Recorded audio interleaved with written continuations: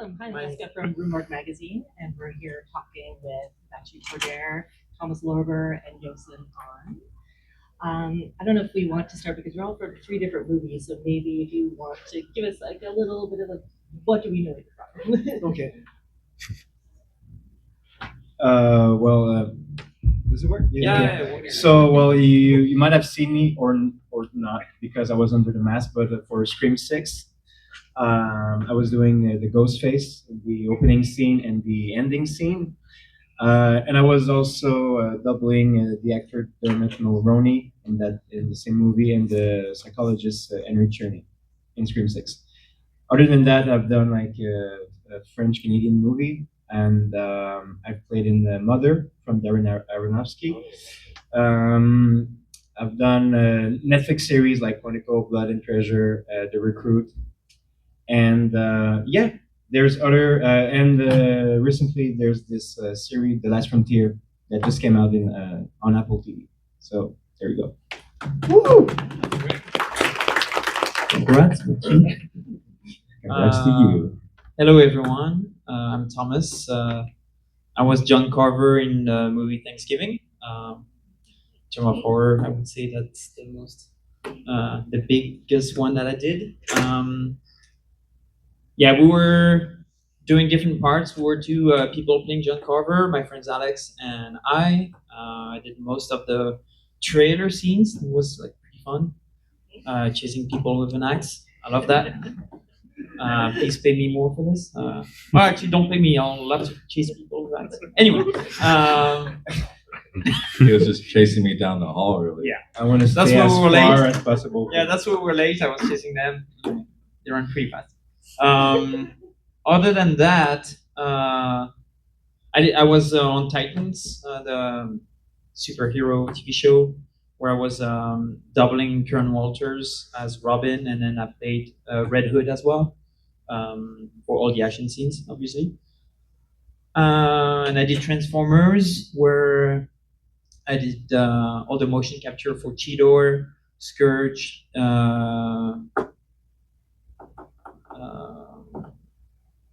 sorry, I did like a couple of characters, and I doubled also the lead actor on it for all basically all the battle where he was wearing the big metal suit. That's about it. And now, yeah. Yeah. Uh, The movie that just came out. Okay. Oh yeah, oops, I totally forgot. I double Oscar Isaac on the newest Frankenstein movie. That's in the theater right now. Yeah, I forgot about that. And I was like, oh my year. Yeah, thank you, sir. Thank you. He's my agent. Yeah, that's about it. And then also, like Matthew, I'm also a stunt performer, action designer, and I just finished to design the action for the new Ready or Not movie that you will see probably next year. Nice. Wow. I'm not as cool as these guys. Hi, my name is Yosin Ahn. Anyone seen Hard Eyes? Yeah. I'm the IT guy, also known as Hard Eyes. Yeah, I got to play Jordana Brewster's husband in that movie, which is pretty cool. Had a pretty big crush on her when I was a kid. Don't tell her that. Don't upload that online. It's already said. Too late. Thank you. I appreciate that. I was also the love interest in Disney's live action Mulan. And what else? No stunt stuff. I don't have that talent. Also, Plane. Yes, I got to work with Gerard Butler on Plane. Was a big fan of his as a kid. I think that's about it. So some other stuff here and there. But Hard to say. Like, when you're on the spot, it's always hard to be like, what did you do? Like, Go check my IMDb. yeah. It's online somewhere.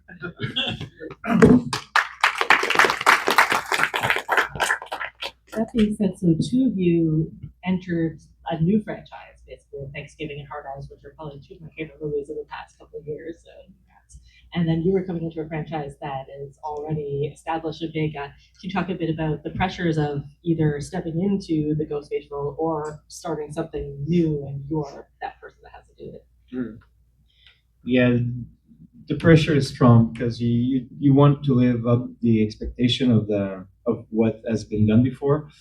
But at the same time, like the directors had really like a clear vision in mind, and they were really precise with their directions, and so I was just following them. And I mean, I just you go there, you do your best, and if there's anything, they're gonna tell you. So you do little, small, or big adjustment depending on the scene. But really, it's just about giving your 100% and just being as good as you can be because yeah, you wanna honor the franchise. So yeah, the pressure is really strong, but in the end, I mean, it's a teamwork. So I mean, everything falls into place, and you just need to listen and just adapt yourself. Um, I think on Thanksgiving it was very useful to have Eli Roth as a director because he definitely know what he's doing. Not saying that all the other directors don't know what they're doing, but he has a plan, and you see he's so efficient with his plan that you right away you understand his vision. It's clear, and you know what he wants from you. And at the same time, he was also always open to listen to what you could bring on the table and either react and change his plan accordingly, or to just redirect you in the the direction that he wants for the movie. So that was very, like Matthew said, a team effort, and was very helpful for that because I think I can bring my best work when I feel at ease and less pressured by being stick to like playing one way or something like that. Where with Eli it was like very easy to just be like, okay, I'm gonna do this, and or I'm showing something, and then we'll go from there and then move on to a different direction. But it was always easy to realign ourselves. So I think the pressure was still there, but I think we'll have more pressure if we do a Thanksgiving 2 based on the fan base as well. Yeah. Awesome. Yeah, I think similar to what Thomas is saying, I'm a big fan of Josh Rubens, right? So like I watched the guy. He's a director of Hard Eyes, and I watched the guy ever since like College Humor. So I know he's a huge improv guy, and I just remember the whole time working with him. I'm like, how do I make this guy laugh? Like he's one of my comedy heroes. So I actually had the opportunity to go off script a little bit when I was filming the movie. Like in the final scene in the mask reveal, for those of you who haven't seen it, I'm sorry, spoilers. The original dialogue was like surprise, but I'm like, I feel like I can add a bit more to here, to this beat. So I added, it's me, David, the IT guy. And they had like these lightning effects, that went on periodically in the background, and it just landed so perfectly to my improv, and they used it. So I'm like, oh wow, cool. Yeah. What was the question? Any pressure because you're starting a serial Oh. killer movie? Yeah, I mean, yeah, I think the pressure was just working with Josh and people like Jordana, Olivia Holt, and Mason. Everyone was wonderful to work with. It was just really fun, to be honest. So especially with Hard Eyes, like that's one of the few times where you're playing the villain, but also we see your face and we see you act. And the other two of you, we don't really see you on the screen. And I know that all three of you do kind of different things throughout. Do productions prefer that you be like stunt guy and actor, or are they kind of like stay in your lane, Tom Cruise, like figure one out? Listen, I gotta say, for Hard Eyes, a lot of the stuff when Hard Eyes is wearing a mask, there's a lot of like action involved. Like I said again, I'm not a stunt guy. I gotta give a shout out to Alex McCall, my buddy, who I kind of tag team a little bit in that film. So a lot of that was him. What was the question again? They prefer to be like Yeah, okay. stunts or like separate. Well, what I know from Scream is that the only moment they would allow the actors to be underneath the costume was only during the reveal. When they revealed their faces, because it was kind of hard performing under the costume, since it's like it's really hot underneath, and you cannot see really well with the mask on. So all the action part. That was performed by me and my friend Max Slav. So only stunts under the costume for Scream. And yeah, it was more comfortable, definitely for the actors. Just less they were wearing it, the better it was. So yeah. I also think having them not wear the costume might help them in the preparation of not showing that they're the killers. That's my point of view on this. Um, but nowadays, I think more production gives more credit to stunts.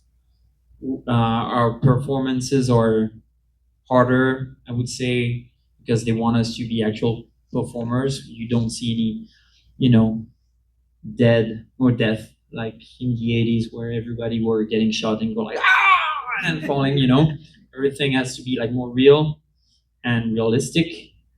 So I think the stunt industry is moving more into that kind of performance, and we have even more say into the action design or even the storytelling in a movie. That because we have more weight on it, we can play a bigger part, and therefore we need to, let's say, hire the right person to play the killer. So I think nowadays it is still a lot of pressure, but I would say that stunts brings a different level in those movies that an actor could also bring. There's like some great actors also, let's say, like do their own stunts, but there is always a stunt guy, around anyway. But I think, yeah, it's more a bigger collaboration nowadays, which is great for the film industry, I think. And does the size of a production affect how you're going to do the stunts? Like if it's a smaller production, similar to like special effects, like you may be on a tighter budget, you have to do things a little bit grittier. Does that apply to stunts as well? Yeah, for sure. I think sometimes it gives you more freedom to be creative. Um, sometimes when you're on a big budget, there is every department to be involved in the action. You have to have everybody say yes, and validates everything that you have to do, and sometimes it kind of restrained the creativity, I would say. So that's why I like horror for this, because there is still a part of it that is indie and wants to make it practical, and the less VFX, and or the VFX is to enhance the practical effect. And I think that sometimes having less budget will help to create action and stunts. But at the same time, we always want to make sure that everything is safe, and you don't want to get into a funky production that doesn't bring safety on because they don't have the money. So, safety first for everything, let's say, and see what's achievable. But there is always like a good creativity in like making it, with your own craft instead of like depending on money, I would say. Does anyone from the crowd have a burning question? I guess this is for all three of you guys. Did you guys, when you were kids, did you guys grow up horror movie fans, or is it something you kind of transitioned to? And especially being, I know me, if I were to get in one of these roles, does the kid in you come out? Like being these mass killers, Matthew being one of the iconic killers of Ghostface, and then you guys being kind of like the new genre of killers. Does the kid in you come out? Is it fun? How do you feel underneath those masks? Man, I gotta say, How it's about- let's do it together. Let's do it together. No, I gotta say, man, as a kid, I'm so scared of a lot of these horror films. Not gonna lie, but I think I started off in the supernatural realm. I think one of my favorite movies is The Conjuring. I think James Wan is just such an incredible director. And when I first got the audition for Hard Eyes, the first scene that I got was the IT scene, and I was like, oh, great, what's this? They want an Asian guy to be an IT guy? How original. And then I read the second side, which is like the ending scene. Like, oh, I see what they're going for. So what's your question? It's the jet lag. Is like when you put on the mask, like if you grew up a horror movie fan or you just came into it, when you're wearing the mask, does the kid in you come out, or how do you feel on it? Like, what does it feel like to be kind of the face of the movie? I think I think the mindset I got myself into when I was on the day of filming in that reveal scene when I took the mask off, just power, man. Just like so much. I had to channel, that somewhere, because the Hard Eyes Killer, his mindset is like he's got all the power in the room, and I think for me the way that I got there was by listening to the Dune soundtrack. I just find that helps sometimes. Listening to different music just gets me in a certain mood, and I would just loop that throughout the day. Well, for me as a stunt performer, we're always playing with swords, with guns, we're playing. So the child inside of me is always very alive when performing. Well, You are. I am a child. But I mean, it's always like, and we fight. It's all choreo, so we have a lot of fun doing the scenes. And when I was young, I didn't really grow up with horror movie. I was more into actions. So I was maybe 4, and I was like, I love watching Power Rangers when I get back to school from school, and so my parents thought I would enjoy a karate class, so they signed me up for this, and that's what eventually brought me to the stunt industry. So I grew up watching like Batman, Ninja Turtles, Power Rangers, all kind of action movies, Jackie Chan movies, Jean-Claude Van Damme movies, and so I like to perform action for movies, but like all sort of action, and stabbing is one of these action for the Scream movie, which I was fortunate enough to get the call to be one of the Ghostface, which is an iconic character. So it feels really powerful. So, and for me, I had to channel this really brutal side of me, which I'm not in real life, but like stabbing multiple times, like someone. I mean, it's really cool doing it for a movie, and when you get the chance to do it. So, yeah, it's a fun adventure. Exactly like Matt said. Yeah, same for me. I think I wasn't. It's not that I wasn't a fan of horror. I think it's that I didn't really grow up with horror because my parents weren't into horror. They were same thing, more into martial arts and action. Um, but what I liked about horror was always they were going places that other movies weren't. And so there is a bit of freedom in that. And every time when you get into a horror movie, you know that you're gonna have some freedom to express kind of your rage, I would say, and that's what I felt like when I was embodying John Carver, especially when I was under the mask.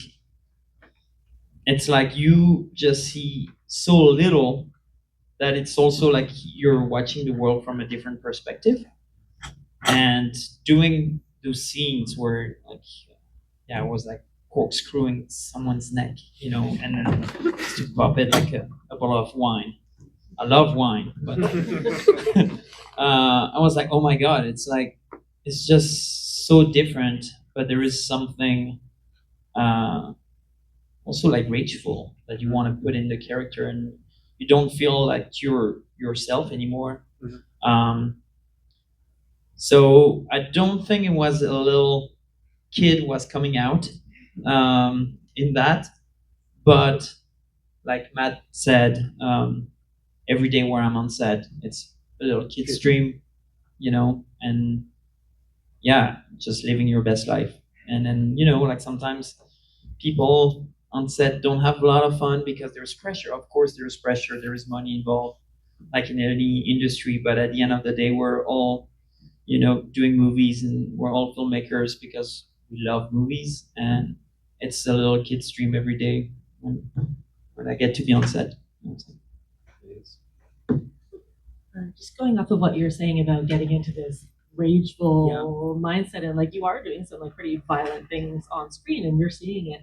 How do you get into that mindset, and more importantly, how do you get out of it afterwards and make sure that you're not carrying that into your regular life? I can just feel it from him sitting right here. Rage. I never came out of it. It's always here. It's always here. Well, for me, I wasn't traumatized at all, or like for me, it was just performing the act of stabbing as brutally as I could do it. And I think wearing the costume really helps you like to make the difference between who you are and the character you're portraying. So, and after that, I think it's only a matter of performance. Stabbing is like punching for me, so I would never stab anyone in real life. I mean, but it's the same motion, it's the same movement, and I think for the Ghostface costume, well, the mask itself, just like it tells a lot, and so no need for a big expression. It's scary as it is. So maybe I was smiling behind my mask doing the thing. You would never know, but I mean, just the face, the mask, it gives an aura surrounding like what the action is. So yeah, I wasn't traumatized. I had a lot of fun. It was sleeping very well. Yeah. I mean, it's a movie. Like I'm stabbing, and the second after, the directors say cut, and then we're laughing, me and the actress or the actors. So we can make the difference between like we're doing a movie. So yeah. I didn't really have a mask in the last scene, so I did have to kind of tune into a bit of into that space. And I'm thankfully I'm not a method actor, didn't kill anyone in the process. But I would like to, whenever I perform something, I would like to like feel the feeling of what that person is feeling. And both Jordana and I actually had this a similar experience where after the first day of that church scene, that very night we both had nightmares. It's almost like we both channeled something and it just lingered with us, and it just kind of stayed for a few days. It was kind of weird. But after filming, you shake it off and you get back to your normal routine. But I think if you do stay in that dark place for a little while, like you see with a lot of great actors like Heath Ledger, I think it can do something to your psyche if you're not careful. Yeah, I think it could be draining. For me, I remember that I was able to get out of it when they were saying cut, like making, I needed sometimes for preparation before, I like to be in my zone, for example, right when they start rolling, like I get into my zone. And then when they say action, obviously it's like it's on. It's like almost it's like the fight is happening and the fire hits, But when I tend to just go back to my let's say neutral me when they say cut, even if I keep the mask on, and then I get back into my zone.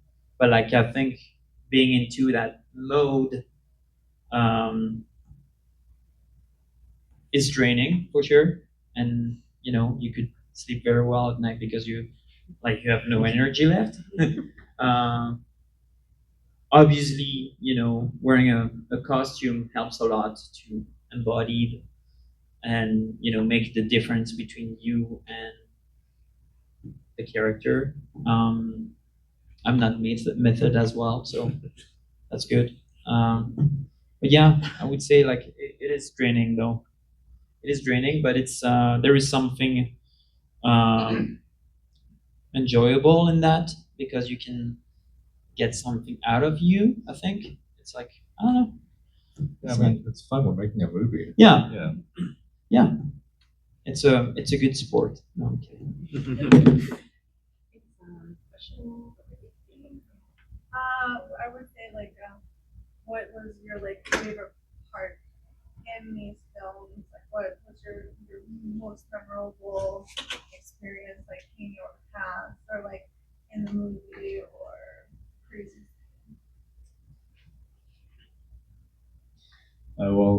For me, it was the opening scene I did with Samara Weaving, which is such a nice lady. Like all the openings in all the Scream movies throughout the franchise, they're always iconic, or they offer something new every time. And for this one, the sixth one, spoiler alert, it was part of a double reveal. Well, it wasn't a double reveal, but like the fact that the killer I portrayed revealed himself. It was kind of new. It wasn't. It wasn't. It had have not been done before, so it was really like a special moment. And just being like just face to face with an actor and have this special scene is always really enjoyable because well, it gets really it's a unique moment. It's like our moment, and I want to make her, well, in this case Samara, but I want to make her shine by being the best I can be as Ghostface, because it's her moment. It's her death, and I want this death to be as memorable as, well, the most memorable, in fact. So yeah, and we had a lot of fun. She was screaming really loud at 3 in the morning, so all the neighborhood was most likely awakened. But yeah, like I said, she was screaming, and then camera cut. Uh, we were enjoying a good talk, having a lot of fun, just laughing, and then we would get back into this zone Thomas was talking about, because it's still brutal. I'm still studying here, so I need to focus on the task and not just like enjoy the moment with her. Um, but yeah, it was really a nice scene to shoot. Um, there is like multiple scenes that I really enjoyed. Let's say the first one was when I was like smashing through a window. It was like a big jump scare, and we're like, okay, actually, let's do it. And we kind of did it. We did it 2 or 3 times, I think, but we used the first take because it was like perfect, and it was like you know a bit of like timing. I couldn't really see when the actor was coming, so I had to time it to not, you know, burst through the window while he was like right in front of the window. It was kind of narrow. I had to make sure that I didn't lose my hat. So it was like pretty tricky. And then obviously it wasn't just a smash; it was a landing. And they were like, okay, actually, if you very technical, I'm gonna go very technical into the stunts. It was like a very narrow corridor, so I was supposed to jump and land right in the middle. And I was like, well, if I jump too much, I'm gonna smash into that wall.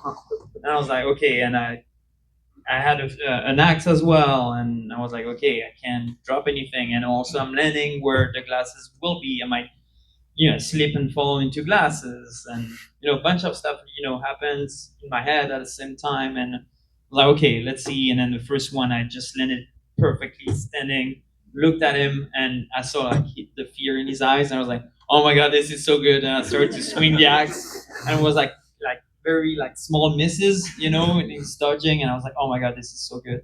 And then right away, like all the crew, like applauded and everything. It was a lot of fun. Um, the other part I would say was when I was like playing the cat and mouse. When I put um, like salt and pepper on my victim. Basically, I'm starting to do all the cookings. And then we had like on the second unit, the other John Carver, Alexander Brewster, in the other room playing another scene. And then we were like just coming back and forth, and we were chatting, and we're like, oh yeah, so well, what do you think you're gonna do there? And he was like telling me what he's gonna do, and I was like, oh yeah, I think I'm gonna go there and do this. It was a lot of fun, like a fun exchange of like sharing also the mask at the same time. And I would say the last scene that I really loved, I wasn't John Carver. I was like doing a cameo as one of the shoppers for the Black Friday. And that scene, let me tell you, that was the best scene I've ever been like in this sense in my career, because Dan Skeen, our stunt coordinator, was like, "Hey guys, I know you're all good. Just create mayhem, do whatever you want. I want one guy to grab a box here and throw it over here." And then we're just making action, and every time we were just doing random stuff.